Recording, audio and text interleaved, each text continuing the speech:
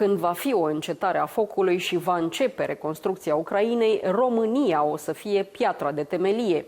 Atunci, conducerea voastră va trebui să meargă la președintele Trump, să-i amintească acest lucru și să-i pună o propunere pe masă. Atunci, Statele Unite vor fi mult mai interesate de ce se întâmplă în România din punct de vedere al securității. Declarația aparține lui David Carstens, președintele Asociației Armatei SUA în țara noastră, invitatul meu de astăzi. Sunt Cristina Cileacu, începe Pașaport diplomatic.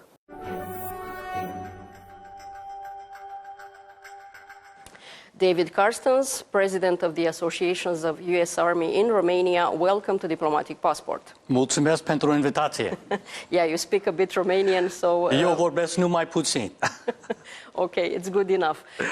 David, I invited you in this program because you have 30 years of experience with the U.S. military. You have U.S. intelligence military background. And I want to help me explain to the Romanian public the situation with American troops withdrawing from Romania. How much does this influence the NATO posture on the eastern flank? Great question, and I think it's the question of the day.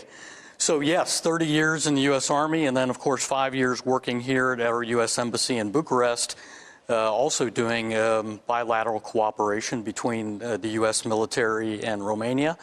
So I am indeed familiar with the situation. In terms of NATO, what does the withdrawal mean? Not much. In fact, I wouldn't necessarily even characterize it as a withdrawal. Clearly, the U.S. Army has made a decision not to backfill certain forces that have been forward stationed here since the beginning of the war between Russia and Ukraine. But note that the number of forces here today are still higher than they were in 2022. That's part number one. Part number two is when you think about NATO and Article 5, the U.S. commitment to NATO and Article 5, so an attack on one is an attack on all, is clear and absolute. That is not changing. And further, even after forces are not backfilled, you still have the anti-ballistic missile system in Devaselu. You still have a contingent in Câmpietorzii with the MQ-9 drones. You will still have some forces at Mihail Galațianu focused mostly on logistics, so about 1,000 forces. So it's not as if the U.S. military is leaving. However, I would say that the timing on all of this is unfortunate, and to someone who lives here in Romania, I find it a bit disturbing. Why? Russia always responds to a show of strength, and I think to pull forces out without a deeper conversation with our allies, primarily Romania, is a mistake.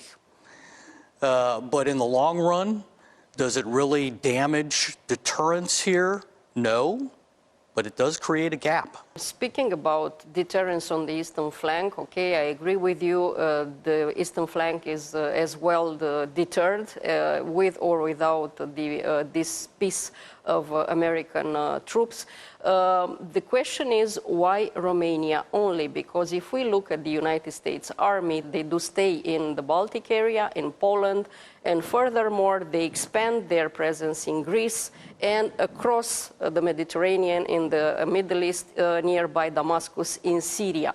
Well, that too is a great question. Let's start with this. I mean, clearly U.S. priorities have changed. This should be no surprise. I mean, even from the first President Trump administration, people know that his priority has been on the Western Hemisphere, and second, China, and then Middle East, Europe, distant third and fourth, okay? Resources right now are clearly focused on the Western Hemisphere. And so I think what we're seeing here is a rebalancing. Again, my point is that the timing on all of this is unfortunate. However, the U.S. priorities, especially our president's priorities, should not be a surprise to anyone. But your question is why Romania and why not some of the other countries? And I think a lot of this has to do with the fact that Romania's military is growing. It has committed itself to the F-35 program as an example, which is in itself a deterrent weapon. It still retains the anti-ballistic missile system here. And, well, I have to say it is probably also because Poland, and I'll use that country as an example, was very aggressive in how it dealt with the U.S. government and specifically the U.S. military on opening up bases, on committing finances to the forward stationing of U.S. forces. There are infrastructure differences between Poland and Romania, and I can certainly talk about that more. But Poland seemed the logical place to station the majority of the troops here in Eastern Europe. But again, while some of the troops will not be backfilled, it in no way lessens the U.S. commitment to NATO and Article 5. That's clear, the Article 5 and the U.S. commitment to NATO, nobody doubts about it. To make it clear, it's a question of money, is the fact that Romania didn't have this talk with the United States about its own investments in bases, in infrastructure? I think the discussions did occur, and my time in the U.S. government is over. And in my current role as the president of a nonprofit for the Association of the United States Army, I'm no longer privy to those conversations. But I can tell you about conversations I've had with Romanian officials in the past. One of the questions has always been, how can we encourage more U.S. forces to be here in Romania? And, the sought-after answer was, should we build more ranges? Should we build more motor pools for vehicles? And my answer was always the same, no. You need to build better roads for military transportation. You need to build better hospitals so that U.S. forces and their families can be taken care of. You need to build better schools, particularly international schools. It is that infrastructure piece, and I know this well as a former garrison commander in Germany, it is the infrastructure piece which draws the U.S. military. Why is the U.S. military in Germany right now? Well, strategically, it's basically where we were at after World War II. But why are we still there? Well, it's infrastructure. It's where families can live. It's where there's schools, hospitals, roads, etc. Poland is moving in that direction. I would argue Romania is moving in that direction, but maybe not fast enough. Yeah. Donald Trump said in a conversation with the Hungarian Prime Minister at the White House that he likes Romanians and he thinks we are a great people. Okay, I agree with that part. Me too. We are a great people. But is it enough just to be great people, to have good relationship with the United States? It clearly is not. Romania has a lot to offer. And more than just wonderful people and fantastic food and a beautiful, beautiful country. Romania has a lot economically that in my personal opinion, they need to be more aggressive about going to the deal table with President Trump. Now, I'm sure President Nicolae Jordan is preparing with his team a list of, shall we say, options for dealing with the U.S. economically. I think this is the absolute keystone of security here in Romania. Note, I'm a military person. I'm not saying the military is the keystone. The economy is the keystone. Romania is going to be a net exporter of energy in 2027, especially with the Neptune Deep program, commitment to small modular reactors, improvement to Chernobyl, and the list goes on and on. Romania has rare earth elements. One might argue in a more convenient location than in Ukraine, where there's a war going on. Romania has incredible industry and innovation. When you look at tech, it's got some of the top companies in Europe. And clearly, Romania, from a logistics hub standpoint, is the gateway to the Caucasus. It is the gateway to Ukraine when there is a ceasefire. and there will be a rebuilding. Romania is the keystone, and the Romanian leadership needs to go to President Trump, remind him of that, and put a deal on the table. Once that occurs, I think the United States will be a lot more interested in what goes on security-wise in Romania. Not that they aren't now, not that they don't already have commitment through NATO, but if you link the two companies more powerfully in an economic sense, the security is going to follow. Simply put, Romania has its own plan in order to give it to President Trump and start it from there. Yeah, absolutely. Okay. Don't wait for it. Come to the table. Romania has some allies, the way we see it, in the U.S. Congress, because we saw after the decision of Pentagon to withdraw a part of U.S. troops here in Romania, reacted, especially from the Republican aisle. How shall we use these allies we have in the Congress? You know, I think this is a good sign.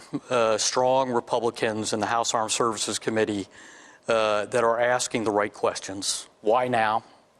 Why weren't we informed more about this decision in advance? Why did we not inform our allies more? These are all great questions. I think this is a two-part answer. How do you use them more? Well, you have to communicate more with them. And by that, I mean the movement between the Parliament, either on the Senate side or the lower chamber, the Defense and Security Committees, with their sister committees in Congress to communicate, to inform them about military economic potential, to set the stage for much higher level discussions, right? So in other words, inform them, because, you know, I'm an American, I love the United States, but I'm not sure that the members of our Congress are entirely informed about what is going on here in Romania in the Black Sea region. So they need politicians from Romania to engage, and engage in more than just a photo shoot. Engage in the discussion of security and economics from a really meaningful way. That's answer number one. Answer number two is, don't worry about it. I mean, I'm not sure that this decision is going to be reversed, right? What we want to make sure is that Romania remains on the radar, literally and figuratively, of the decision makers in the United States. And so Romania is going to have to learn how to work better with its neighbors and to do it on their own. And I have some thoughts on that, but I don't think the House Armed Services Committee is going to come to the rescue on this one. Share your thoughts about how we have to work alone and with the rest surrounding us, please. I would love to. It's one of my favorite topics. You live in Romania, after all, so you know us better. Yeah, am lucrat în România din 2018. 5 ani la Ambasada Americii am fost șef biroului pentru coordonare militară. But now I'm just a pensionar living here in Romania. My family is here. Romanians often ask me, aren't you scared of what's going on with the Russians? I tell them I'm living here with my family. Of course I'm not scared. I believe in NATO, and I believe in the armed forces of Romania. But I think there are a couple of things that they could do better.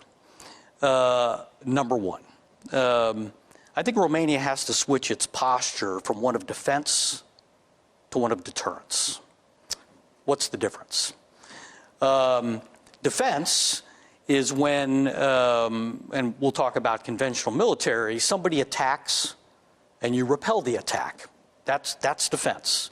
Tanks, aircraft, artillery, everything we see on the news.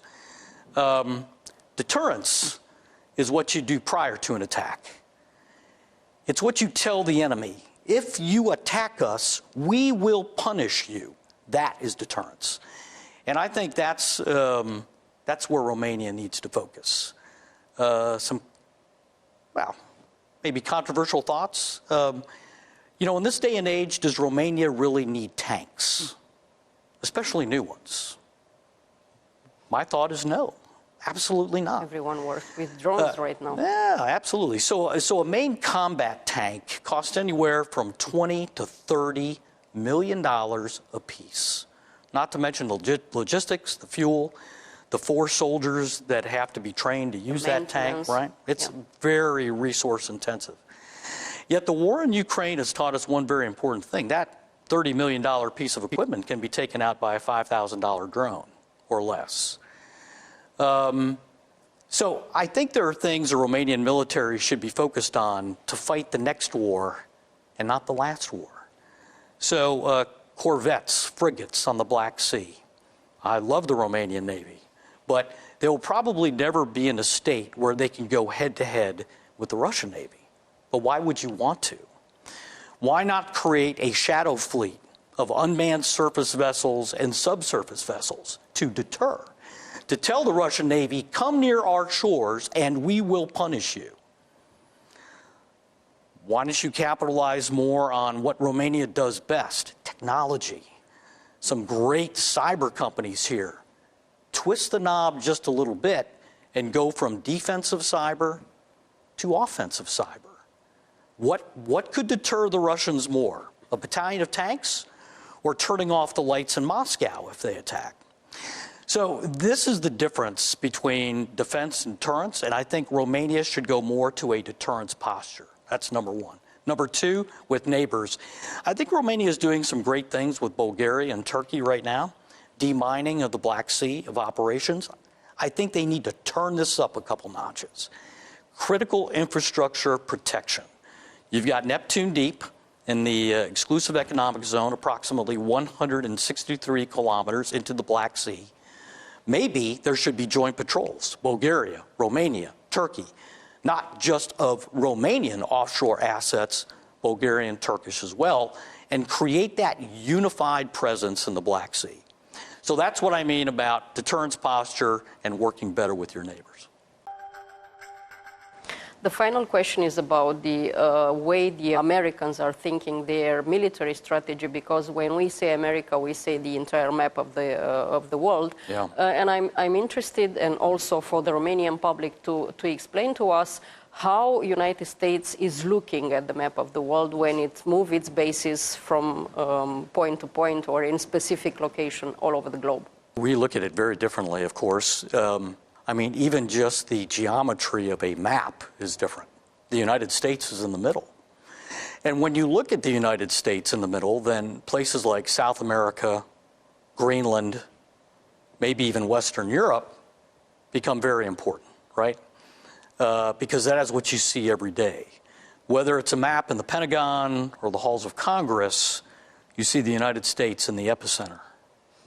Here, when you look at Romania in the middle, and this really hit me on my first couple of weeks serving at the U.S. Embassy. I went to, let's just say, an agency here in Romania that works on information. And I went into a big conference room. I saw a map with Romania in the middle, and it hit me. I mean, look at what is surrounding Romania. Between the Middle East, between Turkey, the Caucasus, everything that is going on in Georgia with Ossetia, Abkhazia, and as you work your way up to Ukraine and then Hungary, Serbia, I mean, it's a far different... It's quite a neighborhood, yeah. Absolutely. It's a far different perspective. And it's a perspective that the United States doesn't necessarily understand or appreciate, which is why Romania has to be incredibly vocal about working with its neighbors to push this narrative. Why are so many of the NATO plans and exercises focused on the Baltics? Have a loud voice and a very unified voice. If you look at Estonia, Latvia, Lithuania, Poland, they all look at the threat similarly. Not quite the same here. Romania, Hungary, Serbia, Bulgaria, Turkey, they all look at the threat a little differently. But again, two things that I think need to happen here is to influence the strategy is, number one, Romania just has to be more vocal in the halls of Congress, working with the subordinate committees. And number two, Romania really has to push NATO for some aggressive exercises to counter the asymmetric threat. Romania is under attack today. Malign influence, TikTok, influence peddling, elections, interference with critical infrastructure. I mean, and this is going to increase, right? So Romania really needs to push NATO for exercises on the asymmetric warfare front to counter these cyber attacks and other asymmetric warfare threats. And the other thing is, Romania's got to get much more aggressive on counter-drone strategy. Not by itself, by telling NATO, let's do a combined counter-drone exercise here. Let's involve Bulgaria, let's involve our neighbors, and that way Romania can be more prepared for the asymmetric threats, not if they occur, but when they occur. David Carstens, thank you so much for your thoughts. Mulțumesc tare mult. Mulțumesc.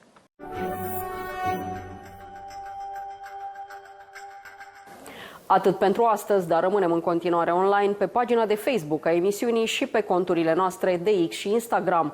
Revenim cu subiecte noi din lumea diplomației și a politicii externe, vinerea viitoare de la 11:30 și în reluare sâmbătă după miezul nopții. La revedere!